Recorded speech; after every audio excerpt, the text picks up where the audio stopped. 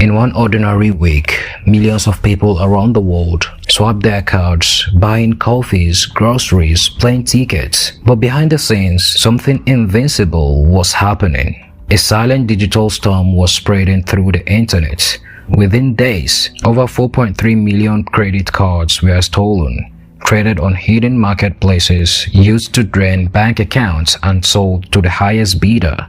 It became one of the largest cyber thefts in modern history, a crime so big even cybersecurity agencies couldn't track it fast enough. This is the story of the cyber scam that shook the internet.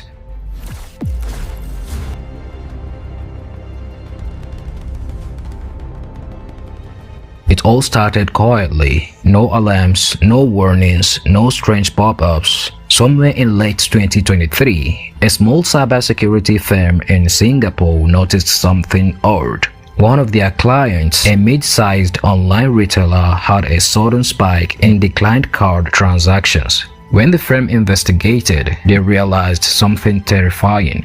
The data of thousands of customers was being copied in real time as they made purchases. The hackers had inserted a digital schema, a small line of malicious code hidden deep inside the website's payment page. It worked just like a real-life card schema on an ATM, except this one didn't need to be physically installed. Every time a customer typed their credit card details, the schema secretly sent the information to a remote server controlled by the hackers. And this wasn't just happening to one website. Within weeks, the same code appeared on hundreds of online stores, fashion sites, food delivery apps, tech retailers, even charities. The digital infection was spreading fast.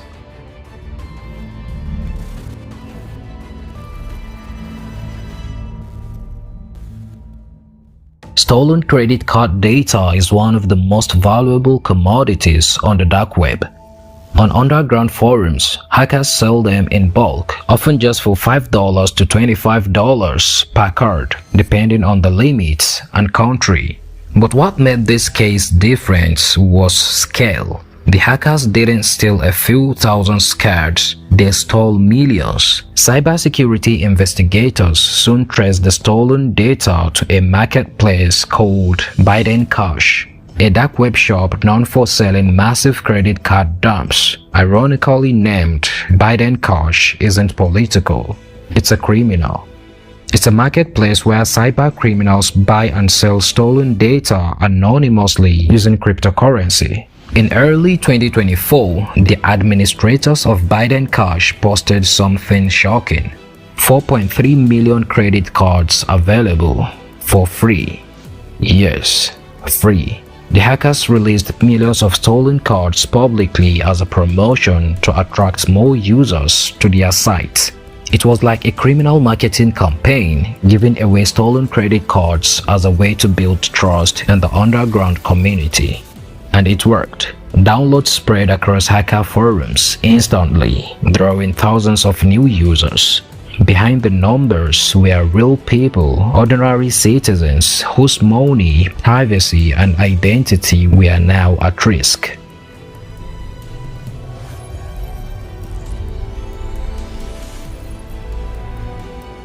So how do you even steal millions of credit cards without being caught? The answer lies in automation, precision, and patience.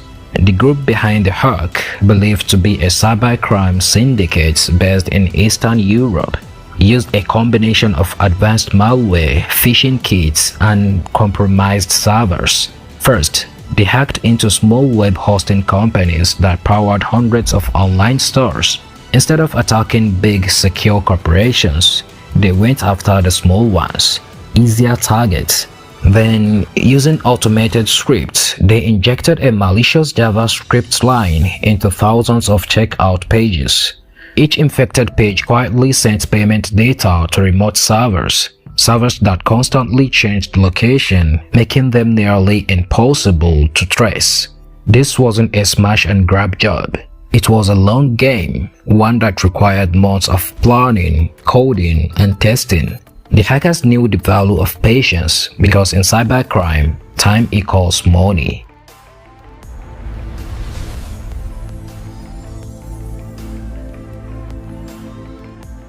When the stolen cards started circulating online, chaos followed.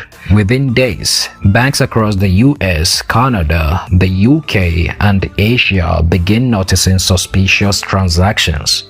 People reported unauthorized charges from small $2 test payments to entire hotel bookings in countries they had never visited. For many victims, it was confusing.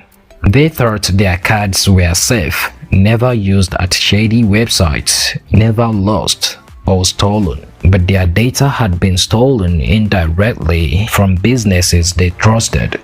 In one case, a small business owner in London lost over £20,000 after dozens of fraudulent orders were made with his merchant account. In another, a student in Brazil found her debit card drained within hours, her rent gone. The human cost of cybercrime is often invincible, but behind every data breach headline are millions of small stories of real pain.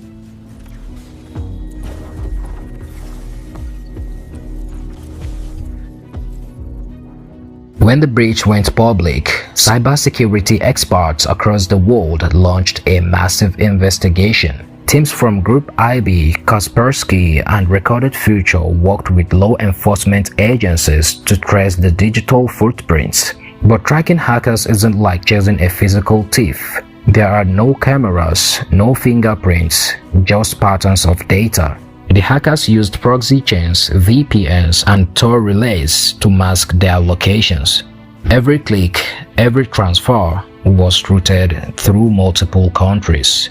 Still, investigators managed to find clues. The stolen data logs contained recurring timestamps in Moscow Standard Time and small bits of Russian language code in the malware. The attack infrastructure the servers used were traced to compromised cloud accounts rented using stolen identities. It was a ghost trail, but it was something. Interpol and Europol began a joint operation to map out the network, hoping to identify at least one real person behind the mask.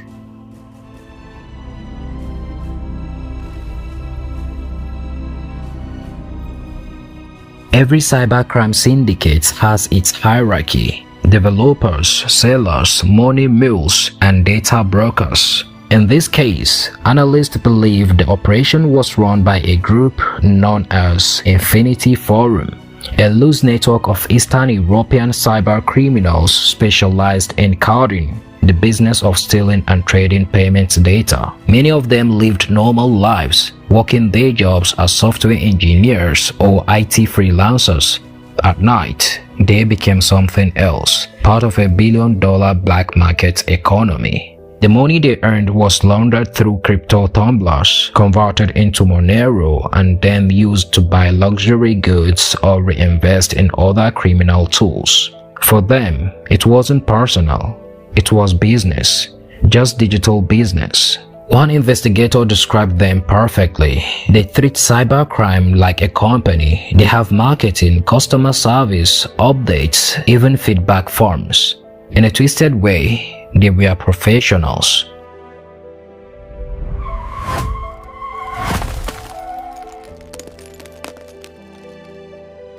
As the scale of the leak became clear, the impact rippled across the internet. Banks were forced to reissue millions of cards, costing tens of millions of dollars. Online stores were hit with lawsuits for failing to protect user data, and customers lost confidence in online shopping. For months, transactions dropped, especially in small e-commerce platforms. The hackers didn't just steal money, they stole trust. Meanwhile, cybersecurity firms began patching the exploited vulnerabilities. They traced the original malware, known as SchemFox, back to a GitHub repository created years earlier under a fake profile. It had evolved over time, improved, refined, and shared across hacker networks, just like open source software, but for crime.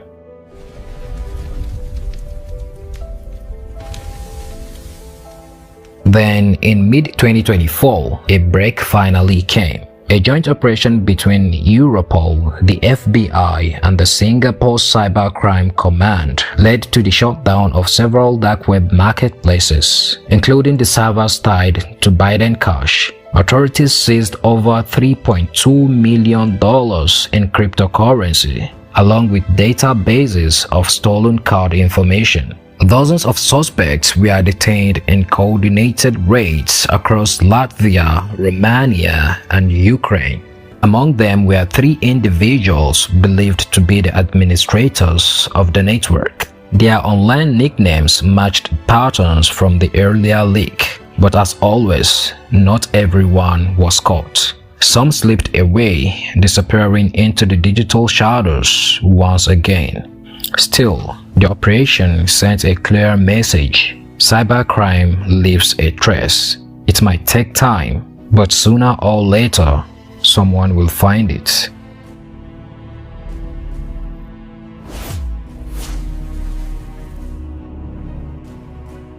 The 4.3 million credit card hack wasn't just a headline, it was a warning.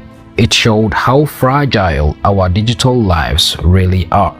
How one line of code could cause millions of dollars in damage. But it also revealed something deeper, that in the digital world, we are all connected, for better or worse. Every time we save a card online or use autofill, we trust systems built by people, and those systems can fail. For individuals, the lesson is simple. Never reuse passwords, monitor your statements regularly, and whatever possible, use virtual cards or two-factor authentication. For businesses, it's a wake-up call to secure every layer, not just the obvious ones, because hackers don't break in, they log in.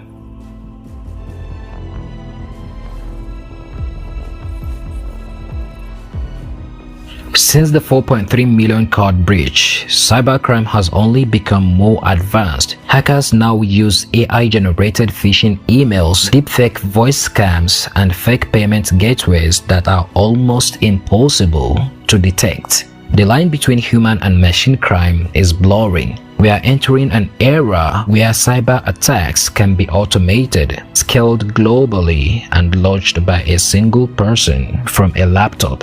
But here is the truth.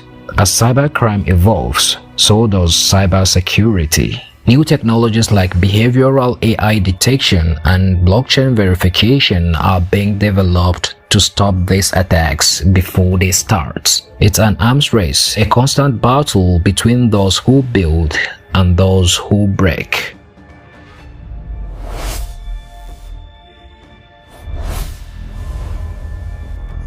The internet is often seen as a place of connection, messages, business, freedom, but underneath it, there is another world. A world of constant conflicts, invincible to most, but always active. Every day, someone is trying to break in, and someone else is trying to stop them.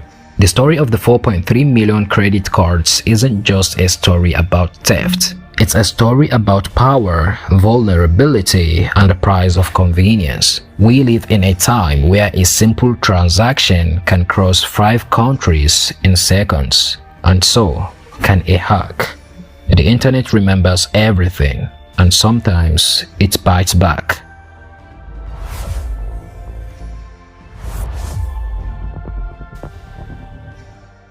This was 4.3 million credit cards hacked, the cyber scam that shook the internet. If this story taught us anything, it's that our digital world is only as strong as the people protecting it. Stay safe online and never underestimate what one click can cost. Thanks for watching. Every fall leaves a trail, and every story reminds us that truth always catches up. If this story shocked you, share it. Someone else might need to hear it too. Stay safe, stay curious, and I will see you in the next one.